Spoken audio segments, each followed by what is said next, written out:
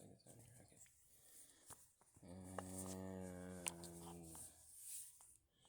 Okay. And right this way. Right this way. Okay, I think I read. This is great. Okay. So, liberation through wearing. We're talking a lot about recently.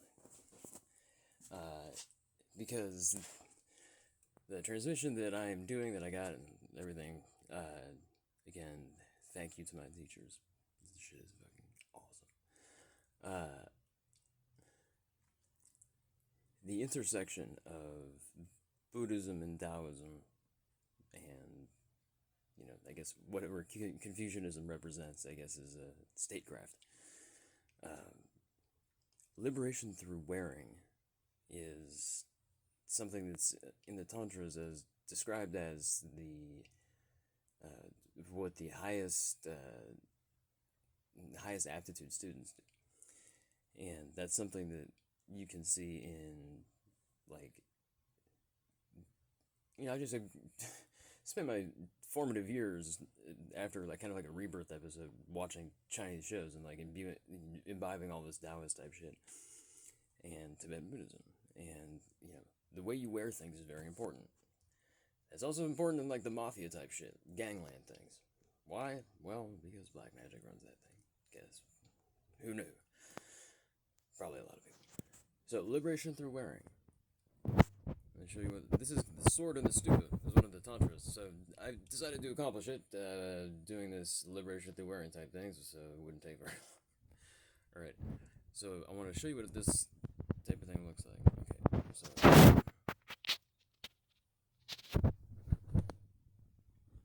it's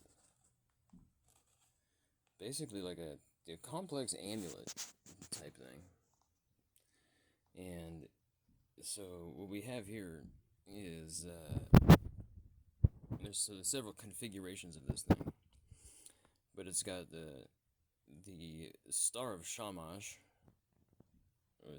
or Utu, the sun god, god of justice, things like that. And then the 8-pointed star of Inanna, which represents Venus. It's got the hand. Can you see the eye in there? Yes, it's got a hand with an eye, and in one of these configurations, you know, you can pull this all the way through. And this is the kind of Avalokiteshvara configuration right here, where got the hand and the eye at the same time.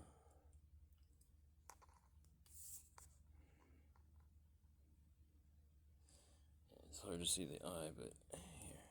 Pull it out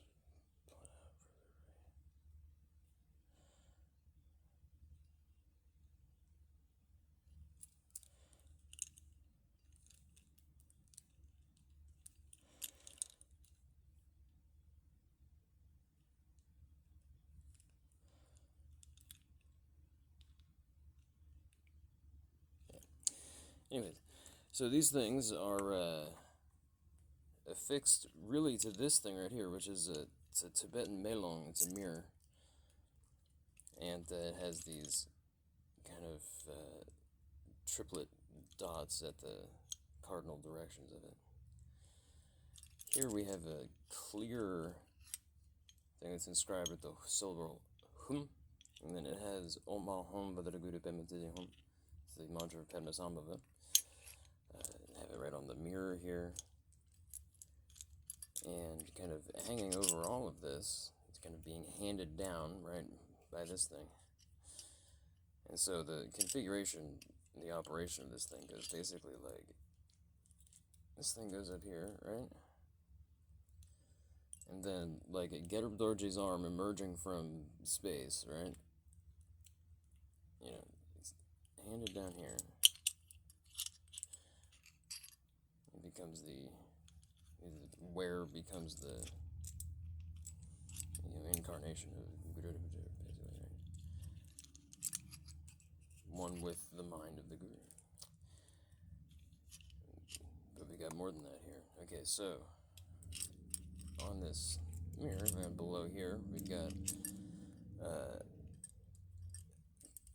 two little amulets right here. This is Dorje Gotrab or it's Black Hayagriva. It's a form of Vajrapani that's actually in the Black Hayagriva, and how auspicious that I'm doing a Black Hayagriva retreat.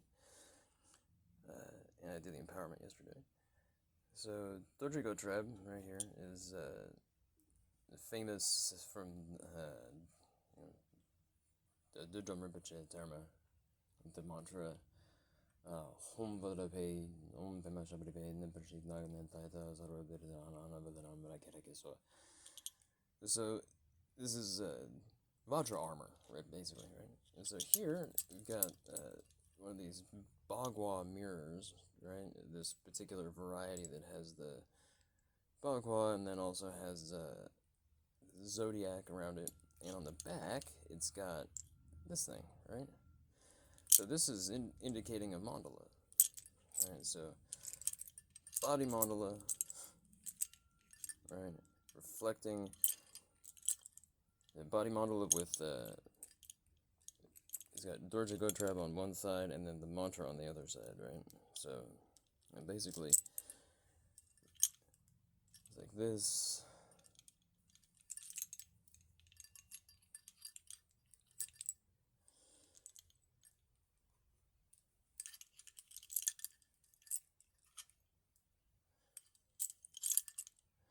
So basically, it's saying that, you have the mirror-like wisdom of Akshobhya, which is the root of the protection of the Vajra armor, that is protecting the body mandala, which is, due to all of this other mirror things, is basically extended to the cosmos. And really the best interpretation I've seen of that is the Vajra Vega protection spheres, which if you kind of mix that up with some of the Nyingma Termas, especially these Yamantika things, I mean, that and Vajra Kilaya, I mean, you start to see what's really going on here. So, anyways, what is all this stuff? So in the end, what we have here is this thing. It's, this is a skull bone mala. This is real. Each of these things here is this piece of a human being, right? A Buddhist practitioner who was who died in the proper way, right? Lived a proper life and had their burial done in Tibetans call it sky burial. Usually they come from Nepal now because most Tibetan people live either Nepal or India. So yeah, that's where the vultures pick your bones clean, right? So all the proper things are done, and they chanting mantras their whole life, right? So there's 108 of these, and then some big ones down here. And at the end of it, I put this amulet, which is Sword of Manjushri. And the particular variety of the Sword of Manjushri here, where it has these two dots, right? So this is basically just saying that, that I'm being handed this thing, right? And very, very thankful for that. Also indicates here the two dots. You can see it ends with the lower dot is like right on top of my belly button, right? And you got this point extending down just a little bit down here, right? So this is a Tumo metaphor, right? So this is like the stage one of the Tumo, where it's just between the basically it's a Tumo diagram, right? The Tumo it extends from basically the space below the navel and the navel chakra, and then it extends up between the subnavel region and the heart chakra, then subnavel region and the cranial chakra. And you can see also that it is indicative of this, passing of the torch, if you will. And So this is the sword and the stupa, right? This is the accomplishment of it in the particular variety of liberation through wearing. The terma was something that is obviously, like all termas, something that was authored by Guru Rinpoche and Yeshe Tsogyal. Yeshe Tsogyal being particularly important here because, you know, my place in all this is basically like Arihata Rasale. Number one fanboy. Alright, so other things, liberation through wearing, right? Well, this cloak that Tammy got for me, right? It's basically like the Black Eye Grieva, the silk cloak. Okay, so right. Got this snake, gold snake thing. We got the red and white, or copper and white copper, but you know, red and white purpose, right? On the left arm. So basically, it's just saying that, like, you know, the bodhicitta and symbolic material purpose in the hand.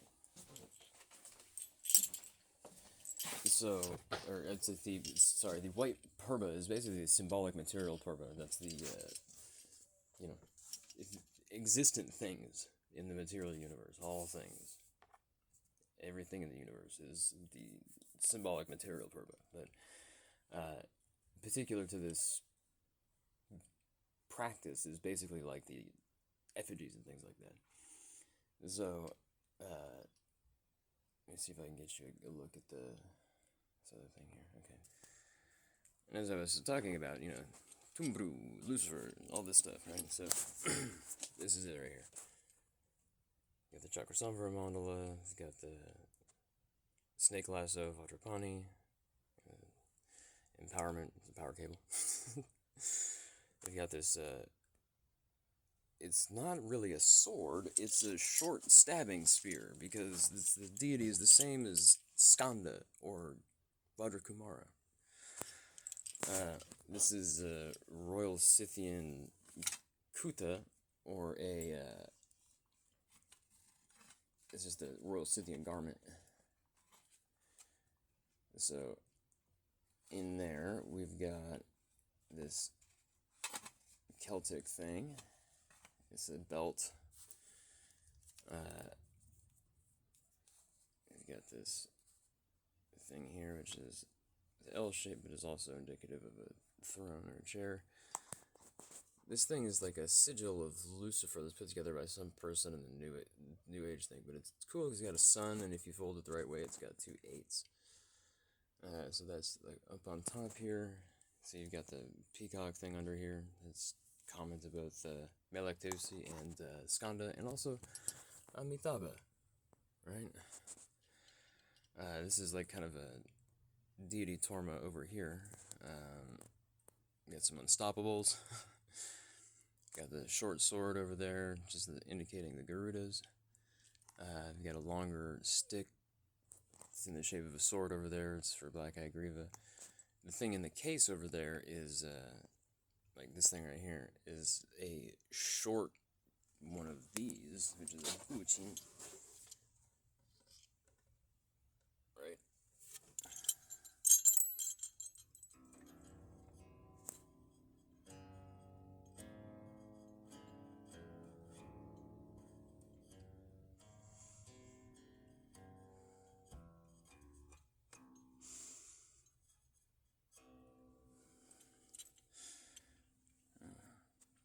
So yeah, got 3 dakinis over here. We've got the basis of everything is really Naropa Kachari, but you know, Yumka Ditch and Galmo. You got Maitripa's dakini over here covered up. She's, you know, doesn't fly during the day, right? That's a skull drum, two cranial things put together, right? This is the, you know, Guru Pemasamava. It's also reflected over here, on top of here, in It's like a clear piece of plastic that was at one time over that photo, that print, and so this clear thing maintained like a residual image there, right? So this other thing is like a green Panchanatha Mahakala. Like, what the hell? It's exactly what I needed. Yeah, Karma Mahakala, right? And this thing here is interesting because it says, literally says Command L, right? So, again, Melektosi being the overlord of the Heptarchy, basically, the commander of all the archangels, right? So Lucifer took the job in hell because no one else would, and he was the only one who wouldn't bow to Adam. Why? Because God told him not to bow to anybody but God. It's something that I maintained in my life. Man, let's see here. So yeah, this is this kind of white snake right here. This is indicating it's worn as a crown. So like when I do the mantra practices or anything, I'll wear that as a headpiece. It's like Black Eye Griva has that. A lot of deities have the snakes in various places. So I've got the armbands, the bracelets and anklets in gold snakes, and then I've got the white one on the brow as like a crown thing. And I use the black. I got two black ones. One is a belt. One is like a garland or a sacred thread. That's like a yak bone version of this skull mala thing that I have on. Standing for yakshas, right? Vajra yaksha. Manjusri. Down there at Sukha City is a white dakini, so you got both the red and white. And up here we have got some owls over here. There's a third one that I distributed into this property where we are staying. You can see there's a dakini knife over there. There's literally like right here, this thing is like an actual skull cup, right? Like a real deal skull cup. And I've got this linga type thing that's covered with the sock. It's true religion, right? The emblem on true religion. True religion, the name being important, but also just the concept of it being important. The fact that it looks kind of like an omega or an om symbol, not om as in like the Indian Sanskrit syllable, but as in like the Western audio term om. It's actually the symbol of Ninhursag, and then Simhamuka is there. It's basically Sekhmet, because it's really at the root of all of this is like Sekhmet and Ra. And over here, like I said, this is the deity Torma, basically for my deity. And it's got my ID in there, Seal of Solomon, some other stuff. It's a yellow Kubera handing this thing to me, which is like a bunch of termas. And then that's the deity itself is Haruka Vajrasattva. But also, since we've got the skull drum and the skull cup over here, that's Vajradharma, right? The guru of Ketcheri, because this whole thing is about Ketchera, really. We've got other stuff over here. The kind of quote-unquote body armor that I got in the dream thing was, one side was Agriva, the other side was Kala Chakra, so I've got that reproduced here. This is kind of like a famous Tibetan thing. It's over all of my clothes, basically. And down here I've got these shoes. They're, say, messy on them, because, they're messy, right? And this is another thing that says Lucifer Cosmocrator and Azazel. And interestingly enough, the Oz, the AZ portion of that indicates something feminine, right? So there's two feminine things, right, on each of the knees, the key knees, and under here is L, right? So here we've got this pen sticking out here because the pen is mightier than the sword, also a penis, right? Goldenrod. That's a nod to the basically like to Horus, right? And we got some personal Sibyl things here, and we've got the sword of. This is an actual sword with a horse head on the hilt, right? And some axe over here. Got Mahakala and everything. This chakra, all this stuff.